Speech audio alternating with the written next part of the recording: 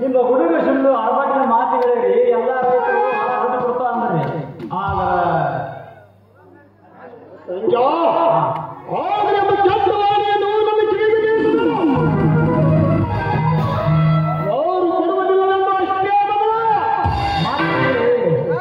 ರೈತ ಹುಲಿ ಶಿವಂತ ಮಗ ವೀರ ಆ ಮಾತಾಡಂದ್ರೆ ಹೊಲ ಬಾರ್ದು ಕೊಡಲ್ಲ ಬೇಕಾದ್ರೆ ನಮ್ಮ ಪ್ರಾಣ ಕೊಡ್ತಾವಂದ್ರಿ ಸರ್ಕಾರ ಏನು ನನ್ನ ಎದುರಾಗಿ ಮಾತಾಡ್ತಿದ್ದಾನೆ ಹೌದ್ರಿ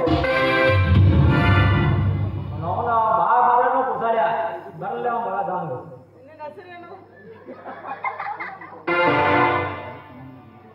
ಹೌದು ಪಾಟೀಲ್, ರೈತನ ಮಕ್ಕಳು ಅಧಿಕಾರಿಗಳಲ್ಲ, ಶಾಂತಿ ತಾಳ್ಮೆಯನ್ನು ನಡೆದುಕೊಳ್ಳುವ ಸರಳ ಮೂರ್ತಿಗಳು. ರೊಟ್ಟಿಗೆಂದರೆ ರಾಜಕಾರಣಿಗಳ ಹಸಿರು ತಿನ್ನುವ ಹಸಿದ ಹೆಬ್ಬುಲಿಗಳು. ಕರುಣೆಯಿಂದ ನಡೆದುಕೊಂಡರೆ ದೇವ ಮಾನವ.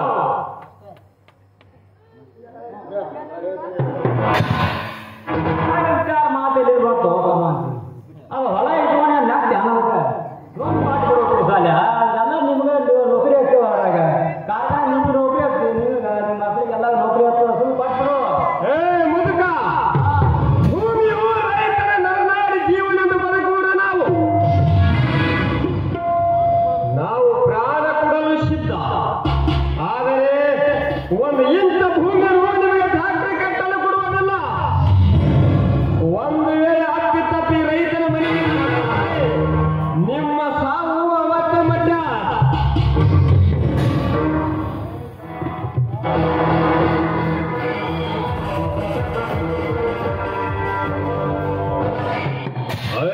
ಸಕ್ಕಿಲ ಧೂಳಿ ಇನ್ನೊಂದು ರೈತರ ಎದೆ ಮೇಲೆ ಹೊತ್ತು ಹೇಗೆ ಭೂಮಿಯನ್ನು ಪರಿಸಿಕೊಳ್ಳಬೇಕೆಂದು ನನಗೆ ಚೆನ್ನಾಗಿ ಗೊತ್ತಿದೆ.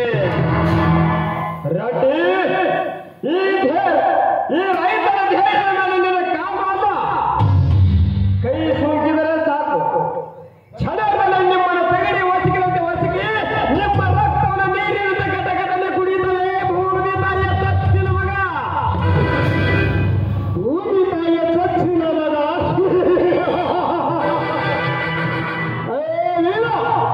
ಮಾತುಗಳ ರೈತ ರೈತಂತೆ ಯಾಕೆ ಕಾಯಿಗೆ ಎಂದು ಕಿಂಚಿಕೊಳ್ಳುತ್ತೆ? ರೈತರು ಎಂತ ಮಾತ್ರ ಕೇಳ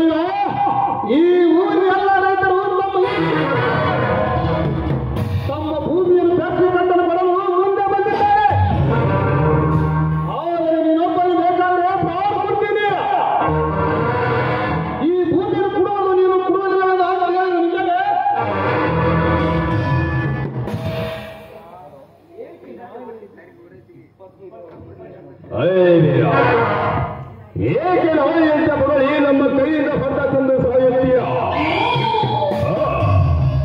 50 ಲಕ್ಷ ರೂಪಾಯಿ ಕೊಡುತ್ತೇನೆ, ಬಿಟ್ಟುಕೊಡಿಸು ನಿಮ್ಮ ಭೂಮಿಯನ್ನು.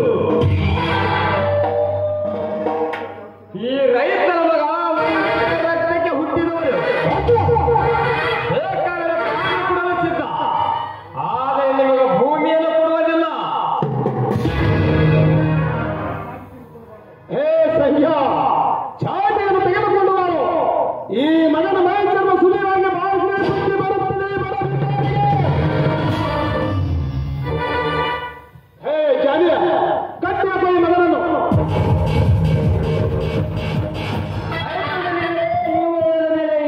ಕೆಲಸ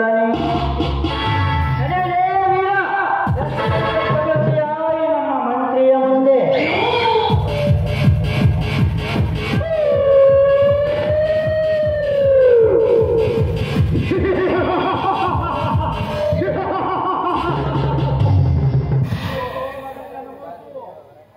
ಅನುಭವಿಸೋ ಮಗನೇ, ಅನುಭವಿಸೋ.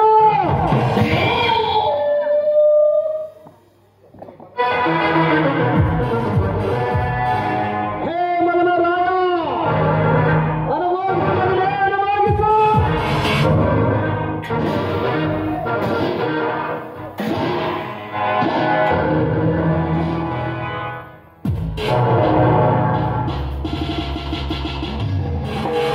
ನಿಲ್ಲಿಸಲೇ ಕತ್ತೆಗಳೇ, ನಿಮ್ಮಂತ ಪಾಪಸ್ಥನಿಗೆ ದುಡಿದು ಅನ್ನ ಹಾಕುವ ಅನ್ನದಾತನಿಗೆ ಅನ್ಯಾಯವಾಗಿ ಹೊಡೆಯುತ್ತಿಲ್ಲ. 3 ಬಿಟ್ಟು ನಿಂತ ಭ್ರಷ್ಟ ಪಾಪಿಗಳೇ. ರಾಯ,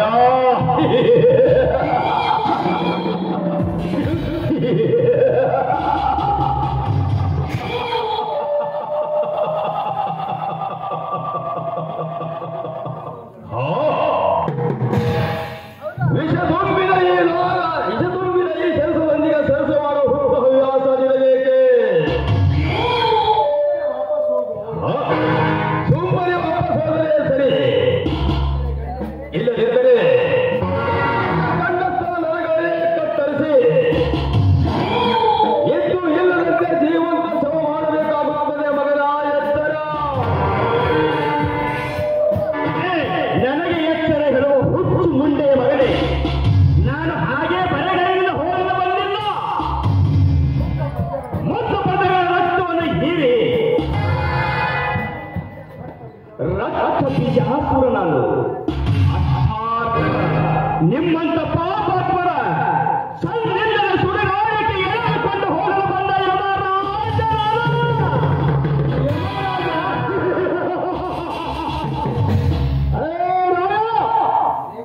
ನಿಮ್ಮಂತ ದೇವಾನ ದೇವನ ಅಂಜುವರಿಯಾಗಿ ಮೂಲೆಯಲ್ಲಿ ಅಡಗಿಕೊಂಡಿರುವಾಗ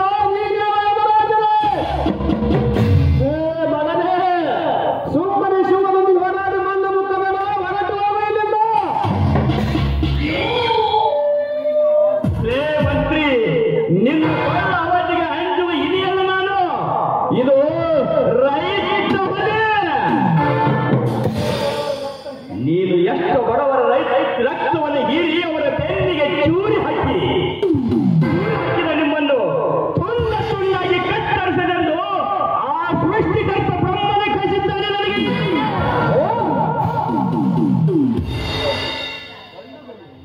ಓ ಗಂಡುಗಳೇ,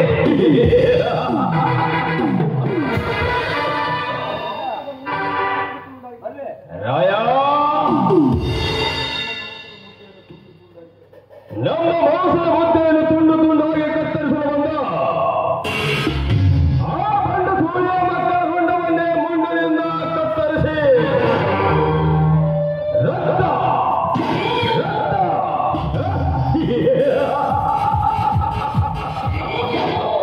ರಕ್ತ ಕುಡಿಯಬಲ್ಲರು ಈ ಜೋಡಿ ನಾಯಕರು.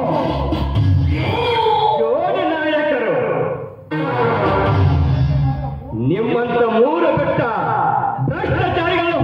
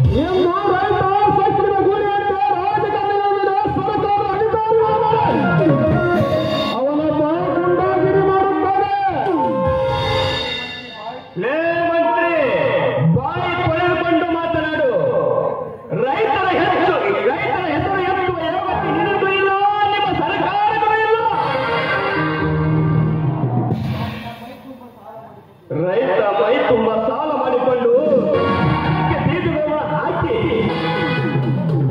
ಮಳೆ ಬರಲು ಕಂಗಾಲಾಗಿ ಇದ್ದ ಬೆಳೆಯನ್ನು ಕೈ ಕೊಟ್ಟಾಗ ರೈತ ಸಾಲಕ್ಕೆ ಅಂಗಿ ನೇಣು ಹಾಕಿಕೊಂಡರೆ ಸಾಲಕ್ಕೆ ನೇಣು ಹಾಕಿಕೊಂಡು ಸತ್ತಿಲ್ಲ ಎಲೆ ಕುಡಿದು ಸತ್ತಿಲ್ಲ ಹೇಳ್ತದೆ ನಿಮ್ಮ ಸರ್ಕಾರ.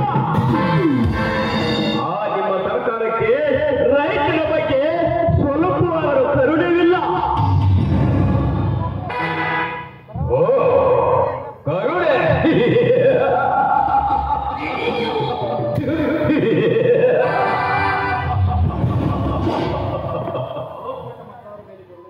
ರಾಯ ಓಟು ಪಟ್ಟ ಮತದಾರ ಮೇಲೆ ಕರುಣೆಯನ್ನು ತೋರಿಸುತ್ತಾ ಹೋದರೆ ಇದಕ್ಕೆ ವೇಳೆಯಲ್ಲೇನೋ ನೀರಿನಿಂದ ಹೊರಹರಿಸಿ ಪಾರ್ಟಿಯ ಲೀಡರ್ಗೆ ದುಡ್ಡು ಕೊಟ್ಟು ಟಿಕೆಟ್ ಪಡೆದುಕೊಂಡಿದ್ದು ಈ ಎಲ್ಲ ಲೆಕ್ಕ ಹಾಕಿ ಬಡ್ಡಿ ಸಮೇತ ಹಣ ವಾಪಸ್ ಪಡೆಯದೆ ಹೋದರೆ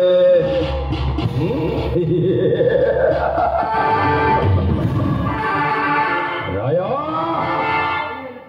ನಾವು ಕೈಯಲ್ಲಿ ಒಂದು ತಿರುಪೆಯ ಪಟ್ಟಣವನ್ನು ಹಿಡಿದು ಬ್ರಹ್ಮಲಿಂಗೇಶ್ವರ ಗುಡಿಗೆ ಭಿಕ್ಷೆ ಬೇಡಬೇಕಾಗ್ತದ ಭಿಕ್ಷೆ.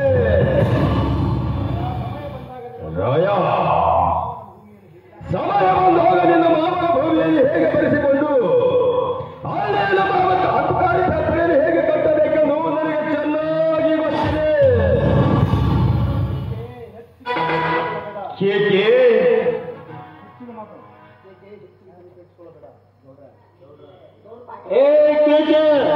ಹೆಚ್ಚಿಗೆ ತಲೆ ಕೆಡಿಸಿಕೊಳ್ಳೋಣ. ಮೊದಲು ಪೊಲೀಸ್ ಸ್ಟೇಷನ್ಗೆ ಒಂದು ಕಾಲ್ ಮಾಡು. ಇಡೀ ಕರ್ನಾಟಕದ ಪೊಲೀಸ್ ಸ್ಟೇಷನ್ ಹೊರಕ್ಕೆ ಬಂದು ನಿಲ್ಲುತ್ತದೆ. ಆಮೇಲೆ ತಮ್ಮ ದೂರನ್ನು ತಾನೇ ಬರೆದು ಕೊಡುತ್ತಾರೆ. ಲೇ ಪಟ್ಟಿದ ನಾವು ಓಟು ಹಾಕಿ ಕಳಿಸಿದ್ದು ನಿಮಗೆ ಬರೀ 5 ವರ್ಷ ಅಧಿಕಾರ ಪಟ್ಟಿರುತ್ತಾರೆ. ಆದರೆ ಈ ರೈತನ ಮಕ್ಕಳಿಗೆ ಆ ಶಿವ ಅಧಿಕಾರ ಪಟ್ಟದ್ದು ಗುಡ ಮೇಲೆ ಅನ್ನುವರಿಗೂ. ಏ ಪಟ್ಟಿದ ಇಂದಿನ ನಾಳೆ ಈ ರೈತ ನಿಮ್ಮ ಕರಮಲ ದೀಪವನ್ನು ನಂದಿಸಿ ಹಚ್ಚುತ್ತಾನೆ.